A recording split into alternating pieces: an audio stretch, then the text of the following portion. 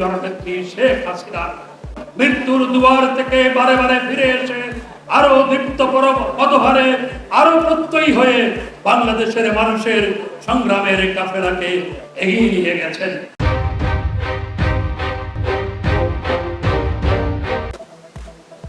1975 সালের পর বাংলাদেশ আওয়ামী লীগ যখন দিক নির্দেশনাহীন, বাংলাদেশ আওয়ামী লীগকে যখন বারবার দ্বিধাবিভক্ত করার অপচেষ্টা হয়েছে, দ্বিধাবিভক্ত করা হয়েছে। 79 সালের নির্বাচনের আগে মিজান চৌধুরীর মাধ্যমে আওয়ামী লীগকে বিভক্ত করা হয়।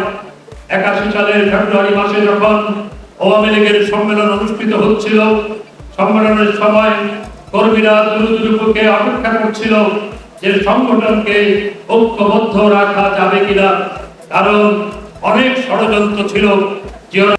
জননেত্রী শেখ হাসিনা তখন দিল্লিতে তিনি নির্বাসনে বসবাস করছেন।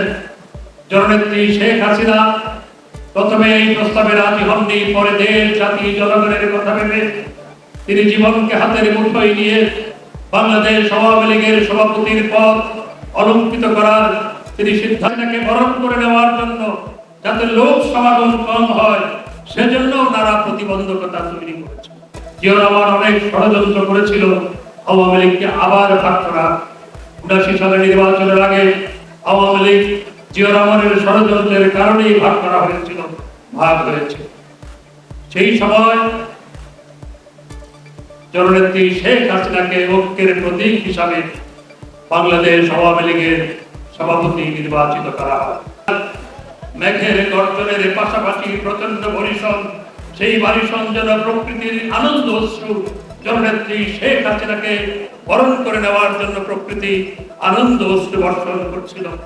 সেই প্রকৃতির গর্জন আর আনন্দ অশ্রু বর্ষণের মধ্যে জননেত্রী শেখ হাসিনার অশ্রু বর্ষণ একাকার হয়ে গিয়েছিল।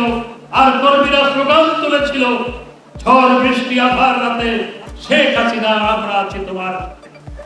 কিন্তু সেদিন বঙ্গবন্ধুহীন এই বাংলাদেশে, যার ধমনীতে শিরায় বঙ্গবন্ধু রক্ত স্রোত প্রবাহমান, যার কণ্ঠে বঙ্গবন্ধুর কণ্ঠ প্রতিধ্বনিত হয়, আমাদের নেত্রী জননেত্রী শেখ হাসিনাকে বরণ করে নেওয়ার জন্য ঝড় বৃষ্টি সমস্ত কিছুকে উপেক্ষা করে লক্ষ লক্ষ মানুষের সমাবেশ ঘটেছিল। জননেত্রী যেদিন ফিরে আসেন, সেদিন আকাশে মেঘের প্রচন্ড গর্জন।